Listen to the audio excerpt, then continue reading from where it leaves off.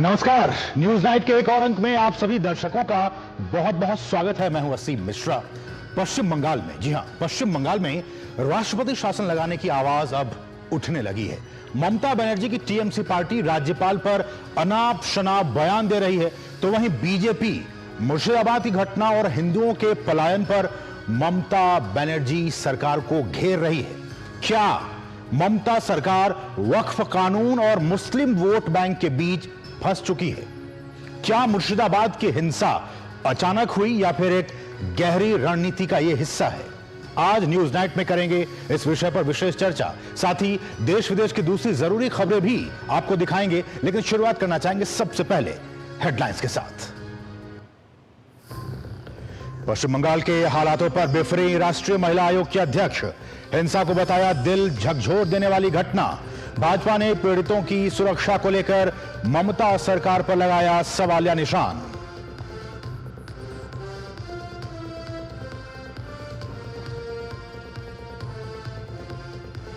बाईस अप्रैल से सऊदी अरब की 2 दिवसीय यात्रा पर PM Modi crown prince Mohammed bin Salman से करेंगे द्विपक्षीय मुलाकात। भारत सऊदी रणनीतिक साझेदारी परिषद की दूसरी बैठक में होंगे शामिल।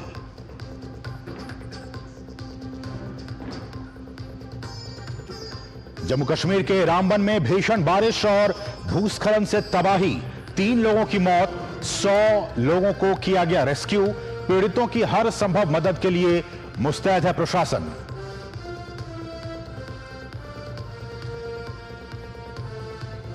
गर्मी में पानी टैंकरों की धांधली पर रोक के लिए रेखा सरकार तैयार। पानी की चोरी और बर्बादी पर नजर रखने की कवायद तेज। जीपीएस वाले 1000 से ज्यादा टैंकरों से होगी पानी की सप्लाई। केंद्रीय मंत्री जेपी नड्डा ने हिमाचल प्रदेश सरकार पर साधा निशाना। कहा एनडीए के शासनकाल में ही हुआ सूबे का विकास। सुक्खू सरकार को बताया मिस मैनेजमेंट और non performing government.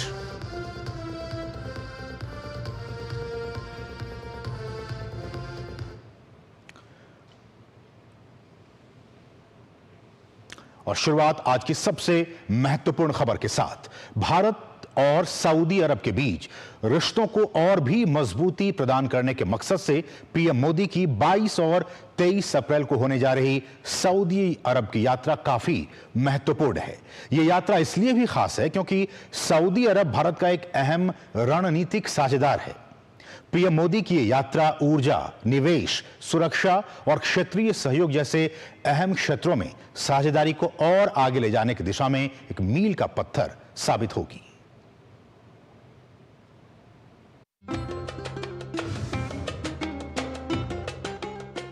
Bharat Saudi अरब का दूसरा सबसे बड़ा व्यापारिक साझेदार है।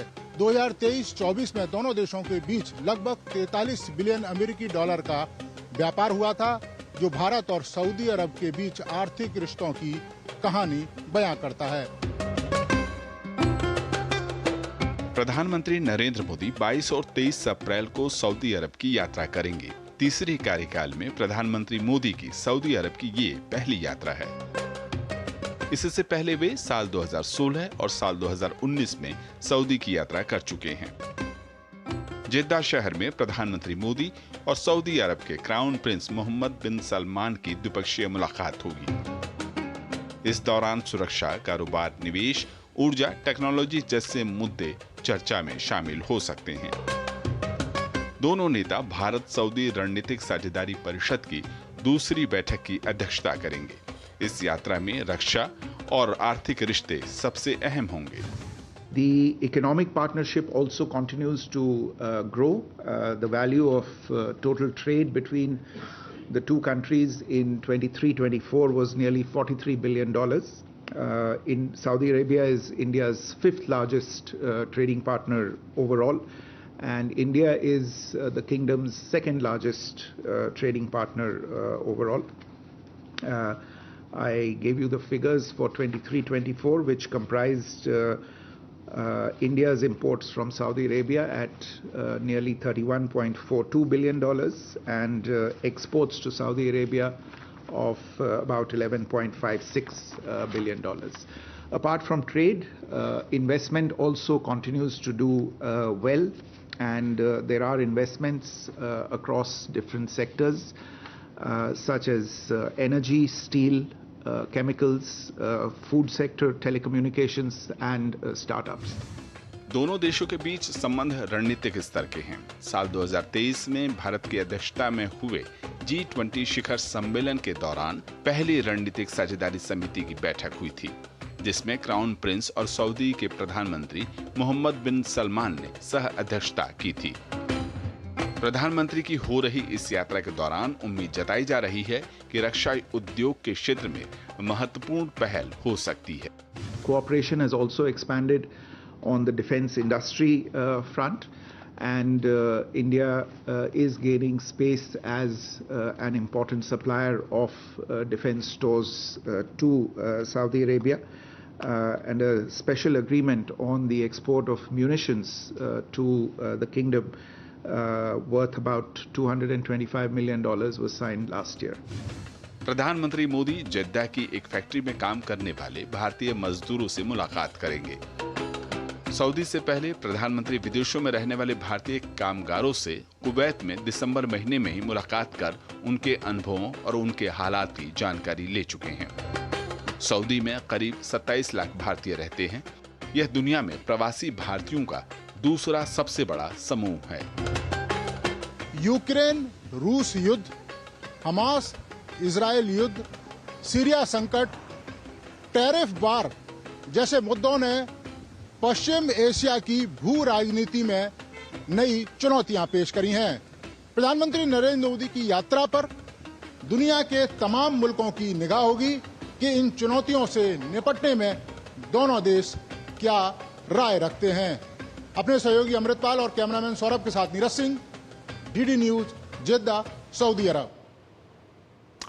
और अब आज की दूसरी सबसे महत्वपूर्ण खबर पश्चिम बंगाल से है। बंगाल में कानून व्यवस्था कायम रखना राज्य सरकार की जिम्मेदारी है। एक सप्ताह से भी अधिक समय से बंगाल में हिंसा हो रही है। कुछ लोग मारे जा चुके हैं, पुलिस पर हमले हुए हैं और सरकारी संपत्ति का नुकसान हुआ है। इसके अलावा स्थिति इतनी खराब है कि बड़ी तादाद में हिंदू घबराकर पड़ोस के दूसरे जिलों में पलायन करने के लिए मजबूर है। ऐसी स्थिति में जहां भाजपा बंगाल में राष्ट्रपति शासन लगाने की मांग कर रही है, वहीं राष्ट्रीय मानवाधिकार आयोग ने मुर्शिदाबाद हिंसा को दिल को झकझोर देने वाली घटना बताया है। हिंसा के माहौल के बीच राष्ट्रीय महिला आयोग की अध्यक्ष विजया रहाटकर ने पश्चिम बंगाल के राज्यपाल सीवी आनंद बोस से मुलाकात की है। पश्चिम बंगाल में कानून व्यवस्था बदहाल, पलायन करते हिंदू बेहाल। हालात पर भड़की राष्ट्रीय महिला आयोग की अध्यक्ष, घटना को बताया दिल झकझोर देने वाला। हिंदुओं की सुरक्षा पर भाजपा का सवाल। पश्चिम बंगाल में बदहाल कानून व्यवस्था को लेकर टीएमसी सरकार लगातार निशाने पर है। वहीं पीड़ितों से मिलने के बाद रविवार को राष्ट्रीय महिला आयोग की अध्यक्ष विजया रहाटकर ने राज्यपाल सीवी आनंद बोस से मुलाकात की। मुलाकात के बाद उन्होंने कहा कि पश्चिम बंगाल सरकार को महिलाओं के सम्मान और सुरक्षा के लिए तत्काल कार्रवाई करनी चाहिए। मुर्शिदाबाद और मालदा की जो स्थिति है उसके बारे में मैंने उनको बताया है। मैंने उनको ये भी कहा है कि इन सभी लोगों के लिए हमने त्वरित काम करने की ज़रूरत है, उनको कॉन्फिडेंस देने की ज़रूरत है और उनका जीवन सामान्य हो जाए, इसके लिए सरकार ने पूरे प्रयास करने की ज़रूरत है। वहीं इससे पहले प्रेस को संबोधित करते हुए राष्ट्रीय महिला आयोग की अध्यक्ष ने मुर्शिदाबाद हिंसा को दिल को झकझोर देने वाली घटना करार दिया। राष्ट्रीय महिला आयोग की अध्यक्ष ने मुर्शिदाबाद हिंसा के लिए मुख्यमंत्री ममता बनर्जी को जमकर घेरा। उन्होंने कहा कि मुर्शिदाबाद हिंसा को लेकर राजनीति नहीं की जानी चाहिए। महिला आयोग की अध्यक्ष ने साफ कहा कि पीड़ित परिवारों की सुरक्षा की जिम्मेदारी ममता सरकार की ही है। ये हमारे अपने लोग हैं, अपनी बेटियां है, पश्चिम बंगाल की बेटियां है, बहू है, उनके सुरक्षा के लिए और उनके सम्मान के लिए क्या कदम उठाए गए हैं। आज वो लोग बाहर रह रहे हैं, वो लोग कब तक बाहर रहेंगे डर के मारे। उनको एक डर के बिना अच्छा माहौल उनको कब मिलेगा? ये संपूर्णतः जिम्मेदारी जो है महिलाओं को सुरक्षा देने की, ये पश्चिम बंगाल सरकार की है। सरकार उसको नॉर्मलाइज करने के लिए, वहाँ का डर का माहौल खत्म करने के लिए हर संभव प्रयास करें। केंद्रीय मंत्री और पश्चिम बंगाल भाजपा के अध्यक्ष सुकांत मजूमदार ने पश्चिम बंगाल की मौजूदा स्थिति पर ममता सरकार पर हमला बोला। उन्होंने आरोप लगाया कि ममता बनर्जी की सरकार में लगातार हिंदुओं का खून बहाया जा रहा है। ममता बनर्जी तो बांग्लादेश को अभी एक्सपोर्ट करके मुर्शिदाबाद में लिया है ना, तो हिंदुओं का खून पश्चिम बंगाल में ही हो रहा है। अब आप बांग्लादेश की तरफ देखने की जरूरत नहीं पड़ेगी। बांग्लादेश वर्शन लाइट ममता बनर्जी ने पश्चिम बंगाल में बना दिया है ऑलरेडी। भाजपा का आरोप है कि ममता बनर्जी सिर्फ एक वर्ग की राजनीति कर हिंदू वर्ग में असुरक्षा की भावना को बढ़ा रही हैं। भाजपा ने सूबे में राष्ट्रपति शासन की मांग की है। अगर महिला कमीशन, नेशनल महिला कमीशन अगर ये बात बोलते हैं और हमारे आम जनता पश्चिम बंगाल के महिला बोलिए पुरुष बोलिए ये बात बोलते हैं कि 355 या 356 चाहिए, तो मने चाहिए।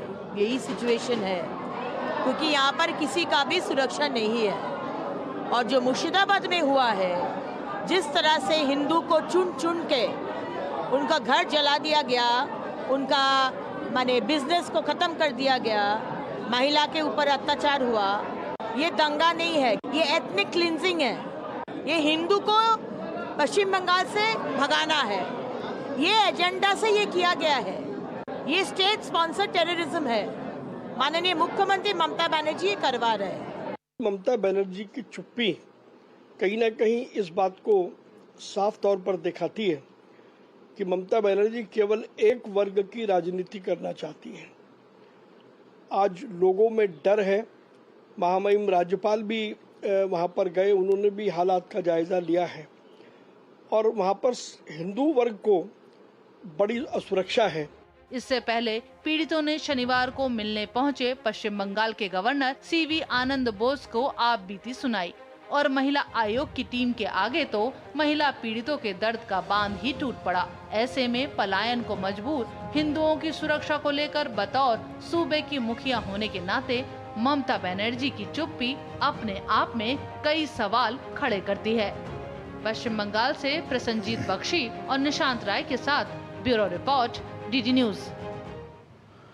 तो ऐसे हैं हालात पश्चिम बंगाल के और बीजेपी साफ कह रही है कि एथनिक क्लिंजिंग का काम ममता सरकार कर रही है। हम इस पर करेंगे विशेष चर्चा। हमारा आज का विशेष क्या है वो आपके सामने टीवी स्क्रीन पर।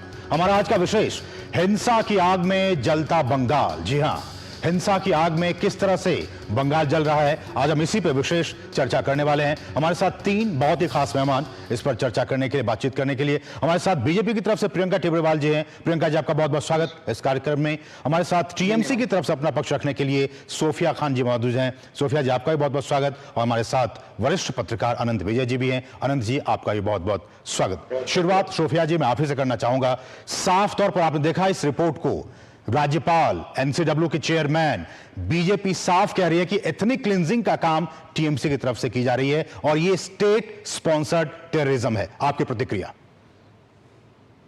नमस्कार आप सभी को। देखिए, ममता बनर्जी ने साफ साफ कड़े शब्दों में कहा है कि ये कहीं ना कहीं बंगाल को जलाने का षड्यंत्र भाजपा 2021 से कर रही है। और अभी चूंकि वक्फ को लेकर, प्रोटेस्ट को लेकर इनको एक मौका मिला, तो उसमें आरएसएस और भाजपा दोनों मिलकर हिंदुओं पर अत्याचार करके ममता बनर्जी के सरकार को घेरने की एक गंदी साजिश कर रहे हैं। 2021 में भी किया था, लेकिन उन्होंने 2021 में भी मुंह की खाई, 2024 में किया, 2024 में मुंह की खाई, अब 2026 का इनका तैयारी है।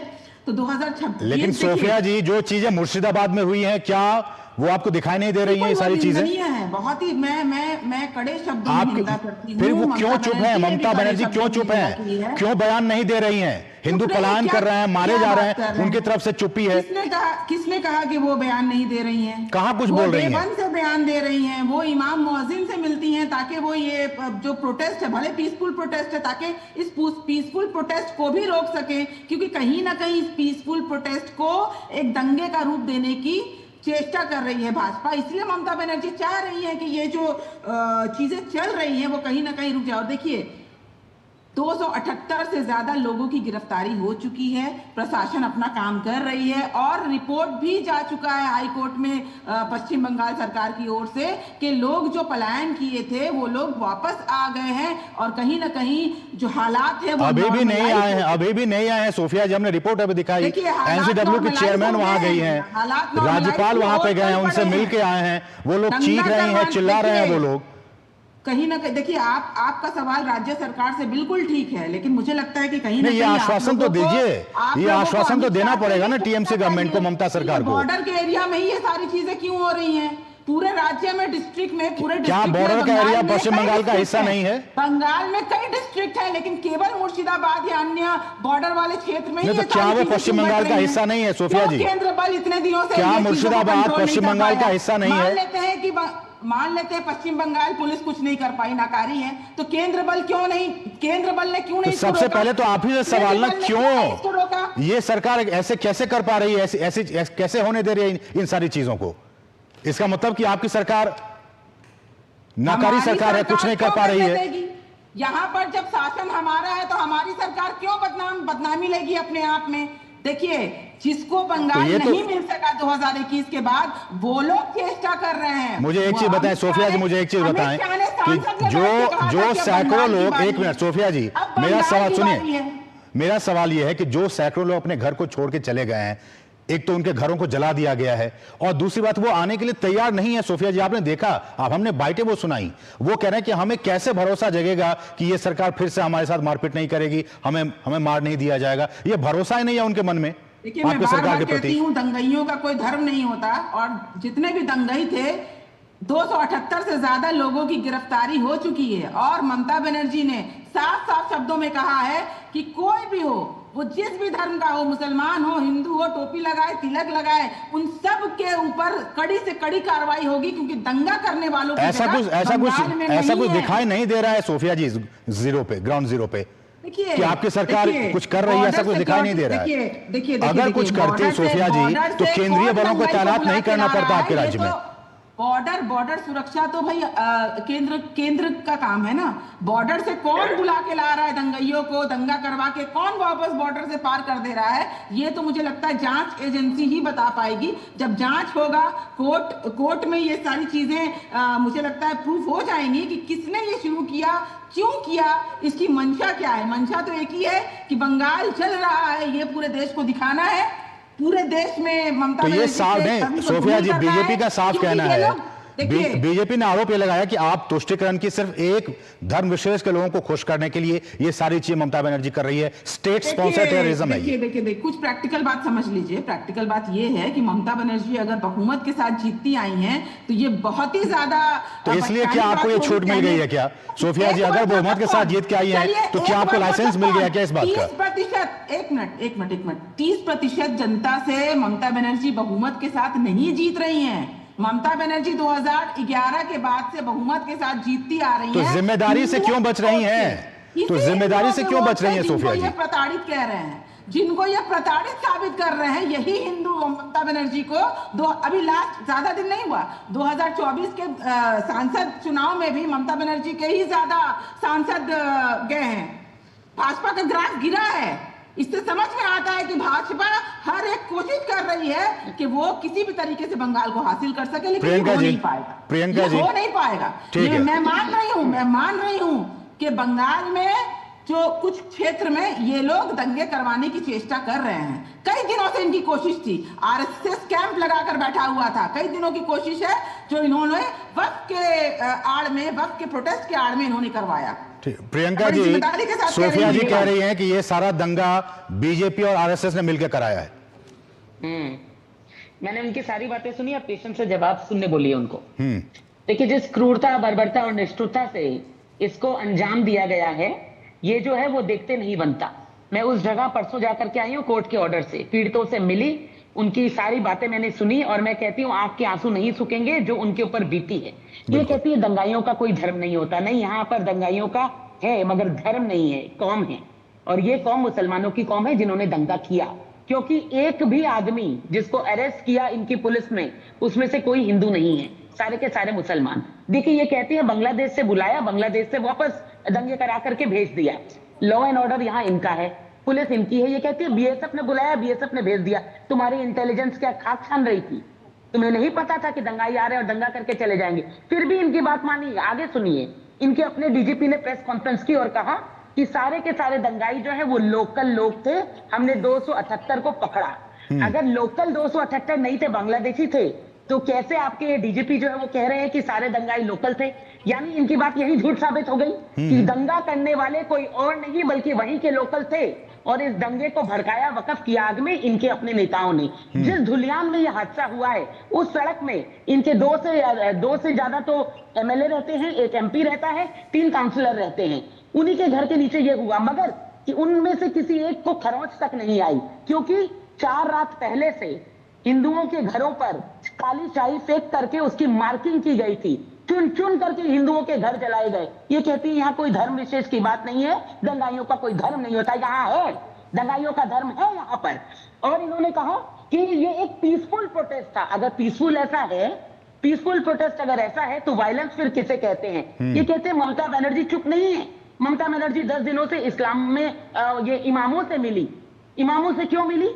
जिनके घर जले उनसे क्यों नहीं मिली? बिल्कुल, जिनका सब कुछ छिन गया उनसे क्यों नहीं मिली? बताइए सोफिया जी, के शरीर पर हाथ लगाया गया उनसे क्यों नहीं मिली? बताइए। जिन बच्चों को वो इमामों से मिल रही हैं, लेकिन जो पीड़ित जो लोग हैं उनसे मिलने नहीं गई अभी तक। मैं बोलने की इजाजत है तो जी बताइए, आप बताइए, जवाब दीजिए बीजेपी का। इमामों से, इमाम और मुअज्जिन जिसकी बात आम जनता, आम मुसलमान सुनती है, पॉलिटिकल जो लोग बातों को नहीं समझते, इमाम मुअज्जिन की बातों को समझते हैं, तो आप लोग क्लिपिंग चला के देख लीजिए कि ममता बनर्जी ने गुहार लगाई है, उनसे कहा है कि आप लोगों को प्रोटेस्ट करना है। अगर करना है पहले तो कीजिए मत, अगर करना है तो दिल्ली में जाके कीजिए, क्योंकि ये जो बिल है, ये कानून वो दिल्ली से पास हुआ है। लेकिन तो उससे पहले सोफिया जी उन पीड़ितों से तो मिलना चाहिए था ना। रहने दीजिए। ममता बनर्जी ने इमाम मुअज्जिनों से रिक्वेस्ट, अरे उससे पहले तो उन लोगों से मिलना चाहिए था जो शिकार हुए हिंसा का। इनके बीच में सुन लीजिए, पहले सुन लीजिए। आपने सवाल किया, मैंने जवाब दिया। आपने सवाल किया, मैंने जवाब दिया। इसलिए मिली की ये बात कर रही हैं, ये इन्होंने साफ साफ कहा, धर्म नहीं होता, इन्होंने साफ साफ कहा कि मुसलमान से ताल्लुक रखते थे, दंगाई है। आपने कहा ना, धर्म शब्द का इस्तेमाल मत करिए, धर्म शब्द का इस्तेमाल हिंदुओं के लिए होता है, और इस दंगाई की बात करना है, बल्कि पीड़ित हिंदू हैं जिनके साथ शोषण हुआ, वो पीड़ित है, हिंदू है। एक मुसलमान को कुछ नहीं हुआ, सारे के सारे हिंदुओं के साथ ये धर्म हुआ। और ये कहते हैं किसी धर्म से नहीं, धर्म शब्द का इस्तेमाल मत करिए विद्वान से। आप कहिए कि उस पर्टिकुलर कौन से थे, संपत्ति में नजर भी रखते हैं मुसलमानों। ये देखिए सब ये जिनका खून हुआ उनके बारे में कुछ नहीं कहेंगी। नहीं सोफिया जी, मेरा सवाल आपसे, सोफिया जी, उनके बारे में कुछ नहीं कहेंगी। सोफिया जी मेरा सवाल आपसे सुनिए, सोफिया जी सुनिए। भड़काने के लिए आप लोगों ने रस्तों में रखा है मुसलमानों को, ये साबित करने के लिए कि मुसलमान दंगाई है। अभी भाजपा के प्रवक्ता ने कहा कि मुसलमान दंगाई है, मुसलमान एक को, अरे किस कौम की बात कर रही है? आपके कौम, सुनिए, जो कौम किसानों के ऊपर गाड़ी चलाते हैं, जो कौम किसानों के ऊपर गाड़ी से रोकते हैं, इसको नहीं हो रहा तो काहे नहीं रोक रही सरकार? यानी स्टेट स्पॉन्सर्ड वायलेंस है ये, टेररिज्म स्टेट ने स्पॉन्सर किया और इनको वक़्फ़ के नाम पर सड़कों पर उतार दिया, कहा हिंदू खाली कर दो, गांव से 30% हिंदुओं की आबादी मिटा दो, तो ये स्टेट स्पॉन्सर्ड टेररिज्म हो गया। और इन्होंने खुद 2021 से आप लोग कह रहे हैं बंगाल चल रहा है, लेकिन हिंदुओं ने तो आपको वोट दिया नहीं, वक़्फ़ के नाम पर आपको वोट दिया नहीं। सोफिया जी, आप फिर वोट बैंक पॉलिटिक्स पे, अरे सोफिया जी हो सकती, मैं तो कहती हूँ आप, इसका मतलब कि आप तुष्टिकरण की राजनीति कर रही है। ये कहती है कि यही हिंदू तो ममता को वोट देते हैं, तो जिस हिंदू ने ममता को वोट दिया था, ममता ने क्या किया? उन्हीं के गले कटवाए। क्या किया टीएमसी ने? उन्हीं के गले कटवाए। और आज हिंदुओं के गले कट रहे, ममता खामोश है। इसका मतलब हिंदू को वोट नहीं देना चाहिए। लेकिन यहाँ वोट की बात नहीं हो रही है, यहाँ बात हो रही है अन्याय की, यहाँ इंसानियत की बात हो रही है सोफिया जी, और क्रूरता की। अरे बाप बेटे को मार दिया गया, 3 लोगों की हत्या हो गई है, मृत्यु हो चुकी है। हिंदुओं की महिलाओं को सुरक्षा की बात कीजिए, बहुत हुआ मुसलमानों को विलन दिखाना बंद कीजिए, दंगाइयों ने हिंदुओं के गले पर, दंगाइयों ने हिंदुओं की महिलाओं के गले पर तलवार रख दी। मुसलमान प्रधानमंत्री के साथ स्पॉन्सर वाला है, तो मैं बता दूं कि मुसलमान बच्चों को मार देंगे, या तो इस्लाम कबूल करो तीसरी बेगम बनो। जान दी है ये missile man APJ Abdul Kalam वो मुसलमान थे, ये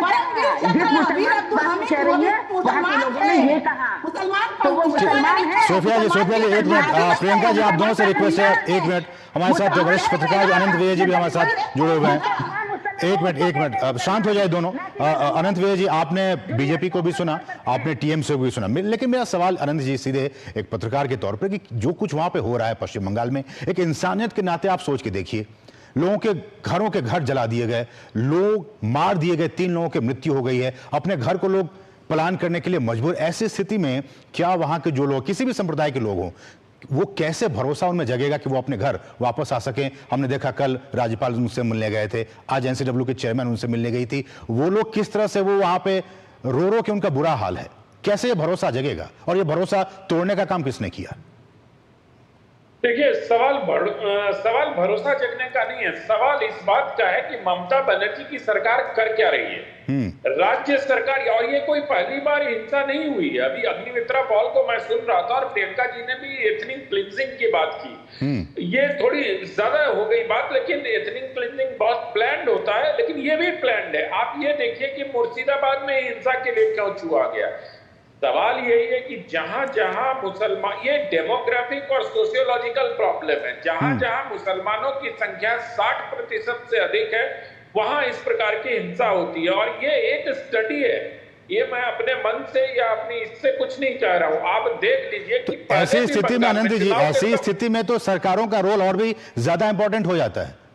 एग्जैक्टली, मैं वहीं पर आ रहा था मिश्रा जी कि जब इस प्रकार की चीज है, ममता बनर्जी के बयान भी लगातार बदलते रह रहे। इमामों और मुअज्जिनों के पार्टी में वो जो जलसा उन्होंने बुलाया, जिसको अब ये दूसरा रंग देने का प्रयास किया जा रहा है कि वो शांति दूतों की बैठक थी और उन शांति दूतों से ये अपील की गई कि समाज आपकी बात सुनता है, इसीलिए आप जाके समाज को समझाइए। ये प्रश्न भी ममता बनर्जी को इसका भी उत्तर देना पड़ेगा कि उसमें से कितने इमाम और कितने मुअज्जिन मुर्शिदाबाद जाके उन्होंने शांति की अपील की। बिल्कुल, लेकिन वहां भी उन्होंने क्या कहा, आज ये बांग्लादेश से दंगाई बुलाने की बात करें, ममता बनर्जी तो कह रही थी ये कांग्रेस और बीजेपी का झगड़ा है, अलग अलग तरीके से। लेकिन ममता बनर्जी की सरकार या ममता बनर्जी इसमें काम करते हुए नहीं दिख रही हैं। इसमें लोगों को वो भरोसा, जिसकी बात आप कर रहे थे आरंभ में, जो मैंने आपको कहा कि भरोसे से ज्यादा ये सोशल प्रॉब्लम है, लोगों को भरोसे की भी आवश्यकता है। बिल्कुल,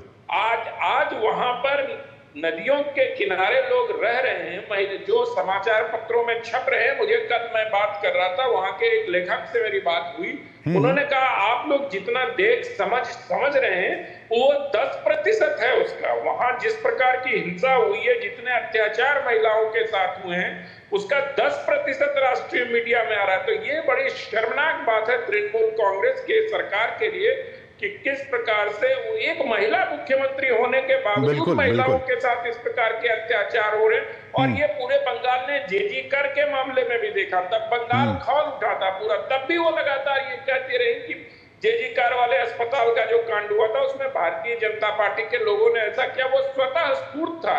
ममता दीदी को ये नहीं पता चल रहा है कि जनता उनसे धीरे धीरे कितनी नाराज हो रही है, और जिस प्रकार लेफ्ट का किला 32 वर्षों के बाद अचानक से ढह गया था, कहीं ऐसा ना हो कि जिस प्रकार से ममता बनर्जी हिंदुओं की अनदेखी कर रहे हैं, इनका जो सत्ता का किला है वो भी कहीं ना कहीं से खोखला होता जा रहा हो।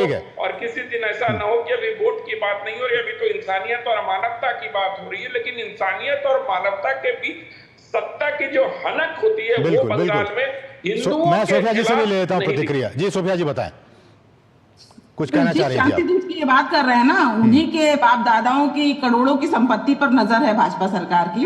देखिए, जब आम जनता कैसे सुनेगी, जब सुप्रीम कोर्ट को आप लोग, उच्च न्यायालय को आप लोगों ने संतुष्ट नहीं किया, तो आम जनता कैसे समझेगी आपकी बात।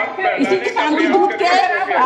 शांति दूत को आप लोग अंसरवाला जिहादी जितना भी कहते रहिए, लेकिन इन्हीं के वजह से आपकी वोट बैंक चल रही है। इन्हीं को गिराकर आज मुसलमानों के वजह से भाजपा का चल रहा है, भाजपा की राजनीति चल रही है। क्यों? क्योंकि मुसलमानों को जिहादी संपत्ति का वास्ता दे रहे हैं। ये वही बताना है, मुसलमानों की संपत्ति पे नजर भी रखना है। मुसलमानों की संपत्ति पर नजर भी रखना है। अंबानी का महल ना टूट जाए, उसके लिए मुसलमानों का प्रॉपर्टी जो है छीन लेना है, और उसके लिए लाखों संख्या में मुसलमानों को रास्ते पर दे देना है और दंगे भड़का देना है, और हिंदुओं को दिखाना है कि बटोगे तो कटोगे, बटोगे तो कटोगे। आज हिंदुओं को गुमराह कर रहे हैं। हिंदुओं की लाश किसने बहाई? आज कोरोना में हिंदुओं की लाश गंगा घाट में किसने बहाई? हिंदू प्रवासी मजदूर को किसने मारा? जो मुसलमान को पढ़ाने के लिए यूज करनी चाहिए लाश बही थी। आज महाकुंभ में सैकड़ों लोग मरे, तब तो प्रियंका जी ने कुछ नहीं कहा, तब आप लोगों ने कुछ नहीं कहा। महाकुंभ में कितने लोग मरे? महाकुंभ में कितने लोग मरे? बच्चे शामिल थे, उनकी उम्र 14 को नहीं, तब कहाँ थी आप लोग? मणिपुर में जो हुआ तब तो प्रियंका जी गायब हो गई थी। मणिपुर की बात नहीं हो रही है सोफिया जी, नहीं प्रियंका जी गायब हो गई थी। बंगाल की बात हो रही है, बंगाल के मामले को लेकर ही आपसे सवाल पूछा जाएगा। जब गंगा में लाश बहे थे प्रियंका जी गायब हो गई थी। इनके नेताओं ने दबा ली जो अधिकार। हाँ, ये प्रॉपर्टी मुसलमानों का है, बिल्कुल मुसलमानों का प्रॉपर्टी।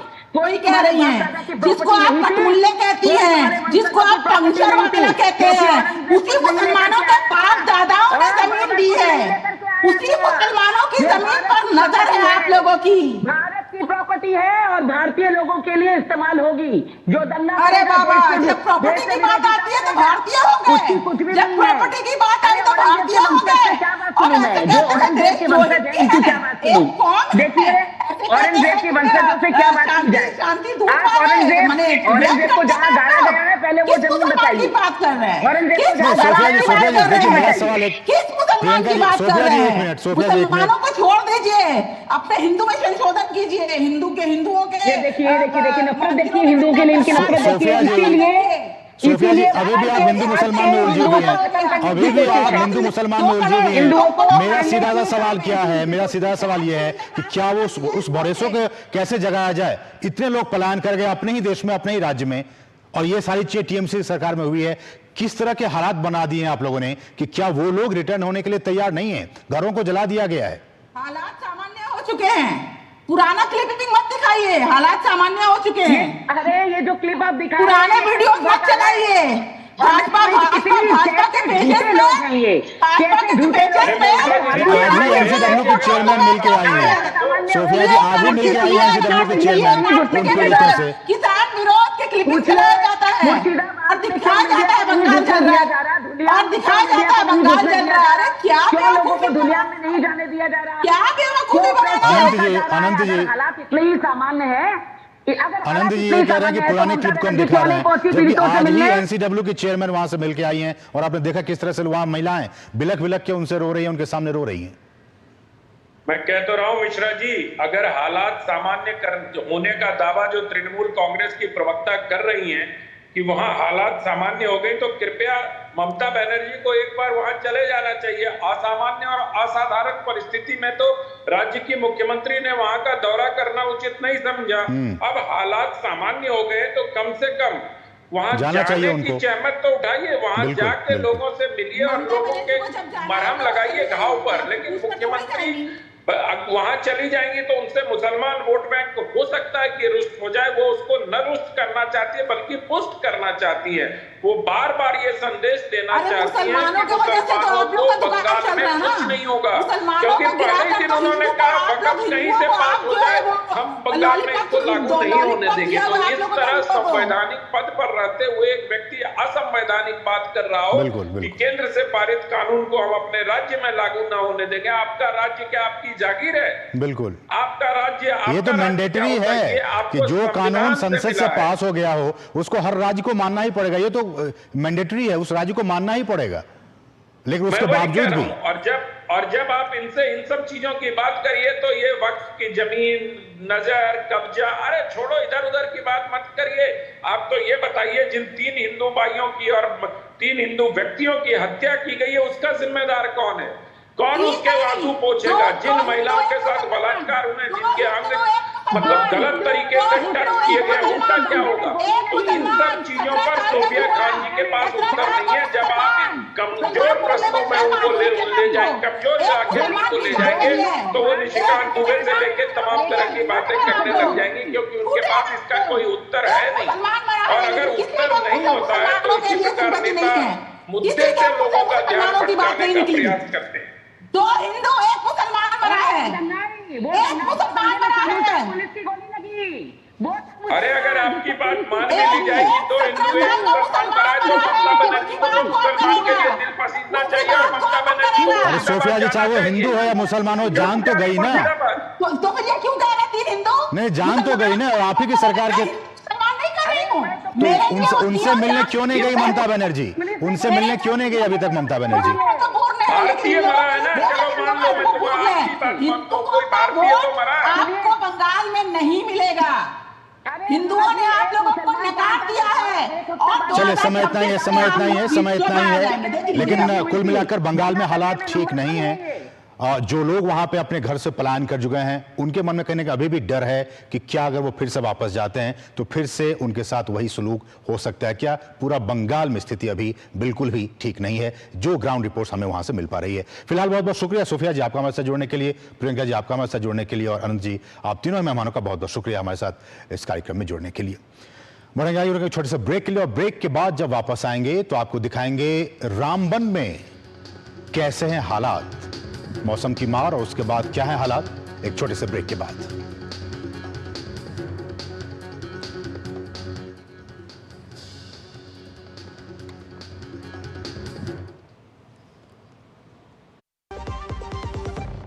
अब आया असली स्वाद। अब आया स्वाद। जब स्वाद के पड़े हो लाले तो MDH का चंकी चाट मसाला डालें। MDH का चंकी चाट मसाला। MDH। विभाग अनेक, कंप्लेंट बॉक्स 1।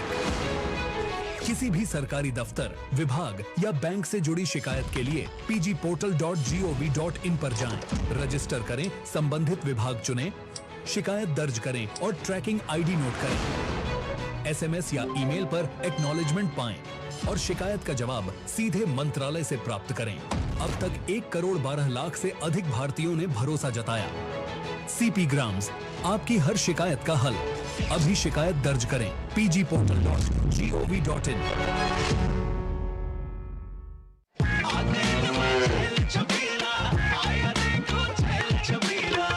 एक कपिला, अरे भाई सब एक ही जैसा होता है। ये लो साधारण पशु आहार।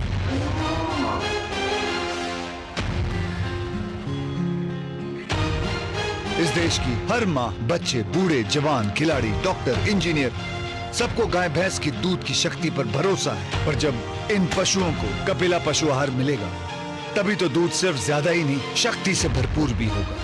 और ये सच जानते हुए चंद पैसों के लिए तुम देश का भरोसा तोड़ दो। कपिला पशु आहार, देश का नंबर 1 पशु आहार। मेरी पसंद, मेरी पसंद,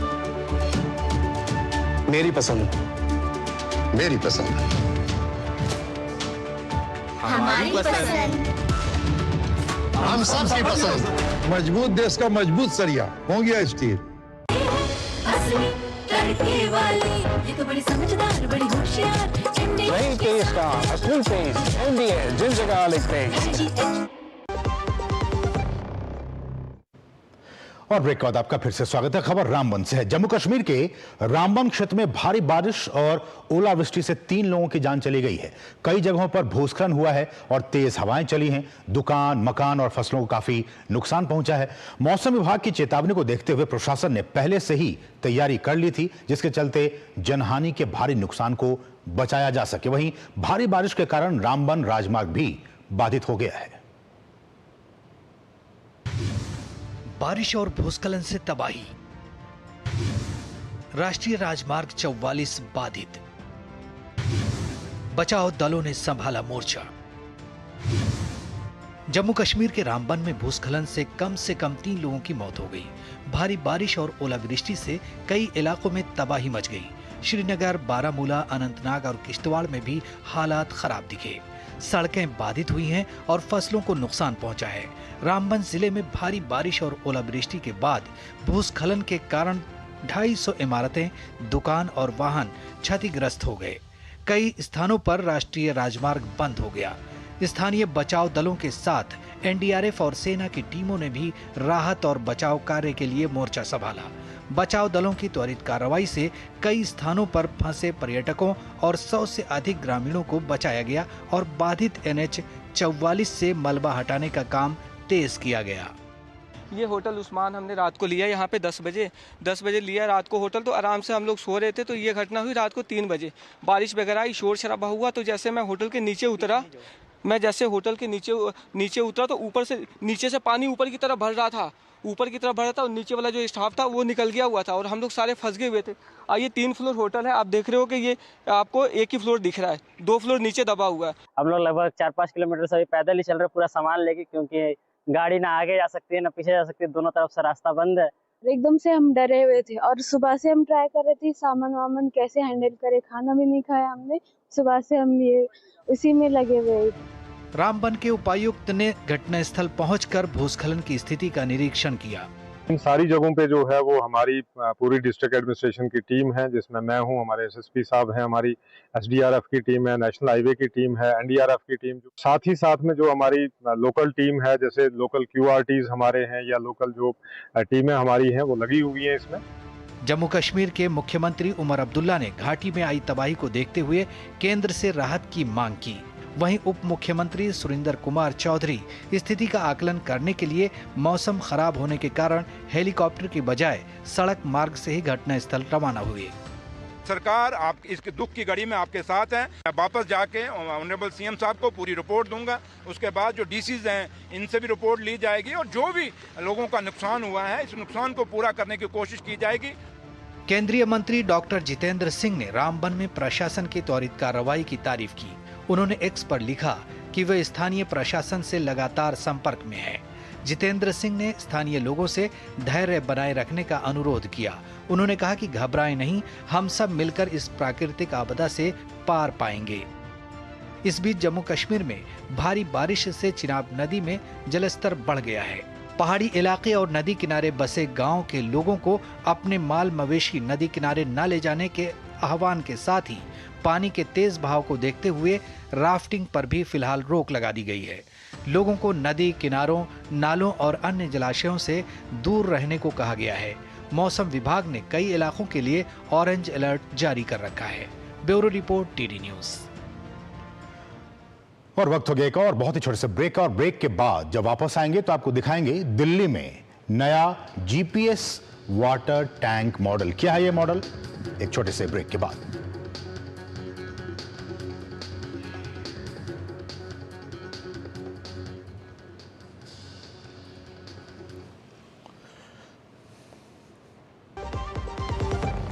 सस्ते वाले दाल मसाले स्वाद हुआ बेकार। MDH की हल्दी मिर्ची धनिया करे कमाल। ये रंग दे, ये खुशबू दे, ये तीखा, ये कम पड़े। क्या निराला MDH मसाला। जब धरती चीर कर निकलता है लोहे का पत्थर और मिलता है मोंगिया के जोश से, फिर तपता है, पिघलता है और बनता है फौलाद। अब होता है सरिया सारी खूबियों के साथ। मोंगिया स्टील, मजबूत देश का मजबूत सरिया। Hey girls! Hi! Congratulations! आज तो पार्टी चाहिए। चैंपियन के साथ सेल्फी लेंगे। आइडिया, यही करते हैं पार्टी। Pizza party. ये चल अपना कार्ड और पिन दे। मेरे कार्ड की डिटेल्स मैं खुद ही डालूंगी। RBI कहता है अपना पिन, OTP, CVV या इंटरनेट बैंकिंग पासवर्ड किसी के साथ शेयर ना करें। ऑनलाइन बैंकिंग सिर्फ अपने कंप्यूटर, मोबाइल और सिक्योर नेटवर्क से करें। बाय गर्ल्स, कहाँ जा रही है? सुना नहीं, नो शेयरिंग। RBI कहता है जानकार बनिए, सतर्क रहिए। पैसे बड़े बदल गए हो यार। अब जेब से नहीं स्कैनर से आते हो, फिर भी बोनी पर सर लगाए जाते हो। पापा तिजोरी में नहीं, लेकिन महफूज अब भी हो, बदले हो, लेकिन इतना भी नहीं बदले हो। हेलो जी। 450, मैं सिर्फ 400। पॉकेट खाली हो, फिर भी पॉकेट में मनी हो।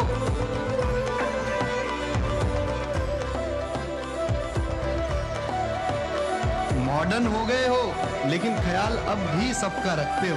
बदले हो, लेकिन इतना भी नहीं बदले हो। पैसों का तरीका जितना भी बदले, हमारे लिए उसकी कदर नहीं बदलेगी। भीम, भारत का भरोसा, भारत का अपना पेमेंट्स ऐप। जो लक्ष्य चुना था समझ आने लगा है। GLA यूनिवर्सिटी, उच्च लक्ष्य की निश्चित प्राप्ति। और ब्रेक के बाद आपका फिर से स्वागत है। खबर दिल्ली से है। देखिए, दिल्ली सरकार ने रविवार को लोगों को जल संकट से मुक्ति दिलाने के लिए 1111 पानी टैंकरों को हरी झंडी दिखाई। ये टैंकर खास है। खास इसलिए हैं क्योंकि ये GPS सिस्टम से लैस है। इसमें GPS सिस्टम लगा हुआ है। इससे पानी की बर्बादी और चोरी पर रोक लगेगी।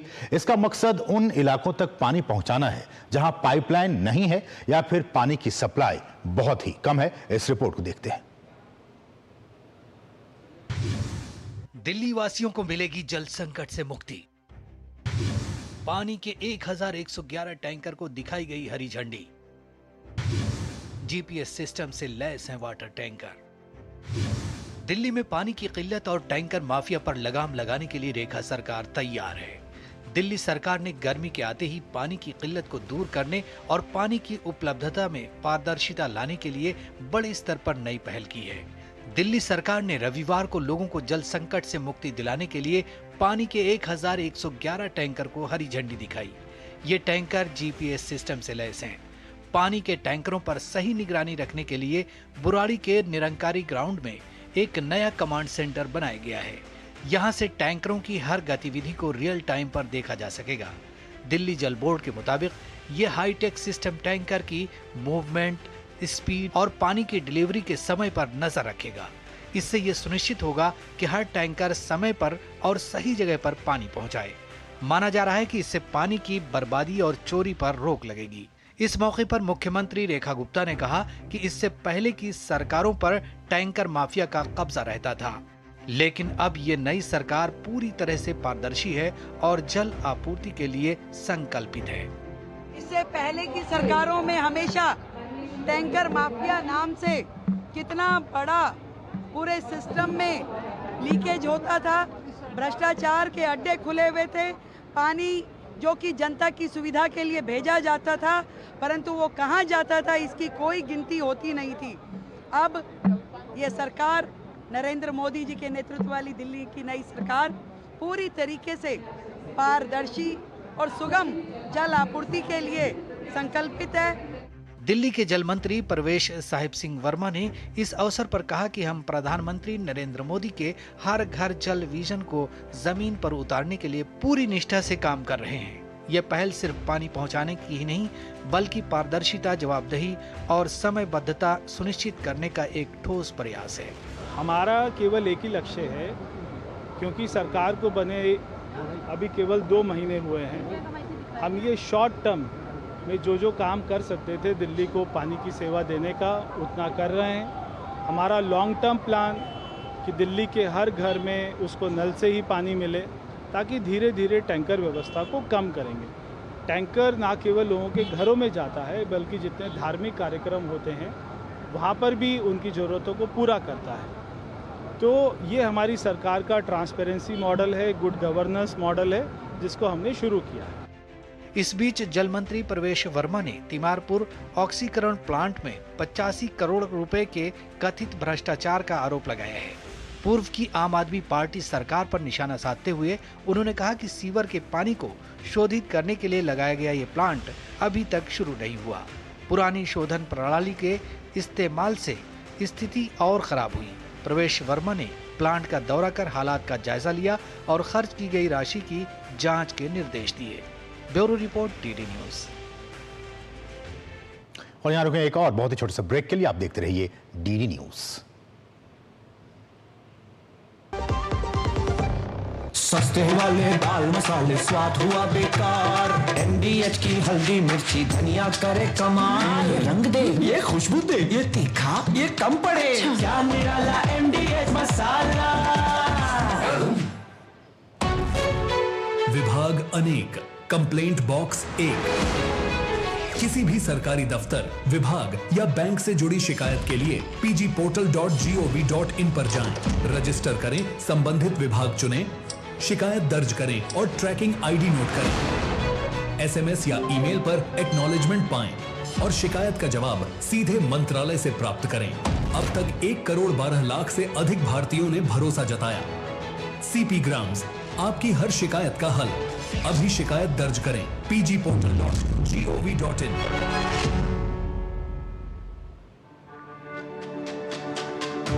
मेरी पसंद, मेरी पसंद, मेरी पसंद, मेरी पसंद, हमारी पसंद। हम सबकी पसंद। मजबूत देश का मजबूत सरिया हो गया स्टील। जो लक्ष्य चुना था समझ आने लगा है। जीएलए यूनिवर्सिटी, उच्च लक्ष्य की निश्चित प्राप्ति। और ब्रेक के बाद आपका फिर से स्वागत है। और न्यूज नाइट में अब तक जो सबसे महत्वपूर्ण खबरें हमने आपको दिखाई वो हम आपको दिखाते हैं ग्राफिक्स के जरिए। कौन कौन सी खबरें अभी तक हमने आपको दिखाई हैं, ये देखिए। अभी तक पहला कि 22 अप्रैल से सऊदी अरब के दौरे पर पीएम जाएंगे और बहुत ही महत्वपूर्ण ये यात्रा होने वाली है। भारत और सऊदी अरब के रिश्तों के लिहाज से बहुत ही महत्वपूर्ण पीएम जाने वाले हैं। दूसरी बहुत ही महत्वपूर्ण खबर पश्चिम बंगाल से थी कि पश्चिम बंगाल में पीड़ित जो हैं उनको न्याय कब तक मिलेगा, इसको हमने दिखाया, इस पर चर्चा भी की कि वो पीड़ित न्याय की आस में लगातार बैठे हुए हैं और बंगाल की स्थिति बिल्कुल ही ठीक नहीं है। और तीसरी स्टोरी, दिल्ली में जो टैंकर माफिया हैं जिसका कि नाम हमने कई बार सुना बीते वर्षों में, अब उस पर रोक लगाने का काम किया गया है। दिल्ली की मुख्यमंत्री ने जीपीएस से लैस जो वाटर टैंकर्स हैं उनको हरी झंडी दिखाई है। तो ये कुछ अहम खबरें अब तक हमने आपको दिखाई। अब बढ़ेंगे दूसरी अहम खबर की तरफ। केंद्रीय मंत्री जेपी नड्डा ने हिमाचल प्रदेश की सुक्खू सरकार पर निशाना साधा है।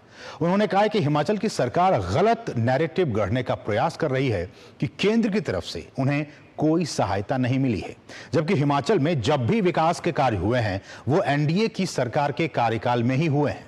अटल बिहारी वाजपेयी के समय में भी और आज पीएम मोदी के कार्यकाल में भी बजट में हिमाचल के लिए काफी कुछ दिया जाता है। सुक्खू जी की सरकार एक प्रदेश में ये नैरेटिव बनाने का प्रयास कर रही है कि जैसे केंद्र से उनको पैसे नहीं आ रहे, जैसे केंद्र ने हिमाचल की चिंता नहीं की है। केंद्र में अगर एक भी विकास का ईंट लगा है तो तब लगा है जब भारत का प्रधानमंत्री एनडीए का है। जब श्रीमान भारत रत्न अटल बिहारी वाजपेयी थे तब आपको स्पेशल पैकेज मिला। जब आपके प्रधानमंत्री हुआ करते थे तो आपने हिमाचल के स्पेशल हिली स्टेट का जो फ़ायदा मिलता था उससे आपने वंचित किया था। ये कांग्रेस का इतिहास है। It has been always done when the NDA government led by BJP leader first Bharat Ratna Atal Bihari Vajpayee and for the last 11 years Narendra Modi ji that it has taking place. और जेपी नड्डा ने यह भी कहा कि हिमाचल प्रदेश की सुक्खू सरकार कांग्रेस की करप्ट सरकारों की टॉप मोस्ट करप्ट सरकार है।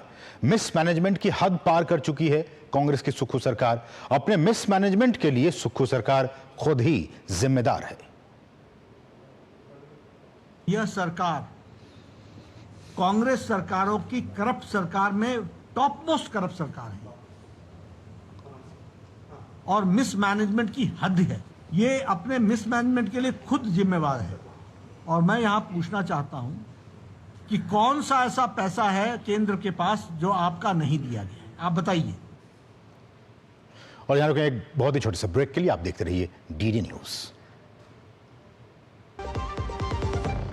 आपके घर के खाने में रेस्टोरेंट जैसा स्वाद ले आए MDH का शाही पनीर मसाला। पनीर को क्या मस्त बना डाला।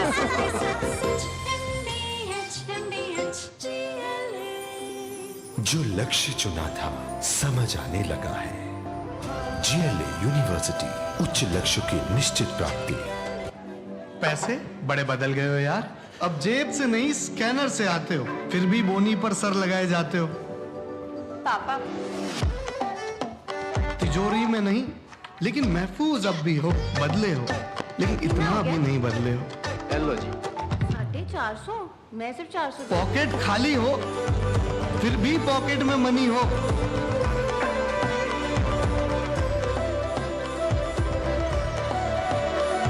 मॉडर्न हो गए हो, लेकिन ख्याल अब भी सबका रखते हो। बदले हो, लेकिन इतना भी नहीं बदले हो।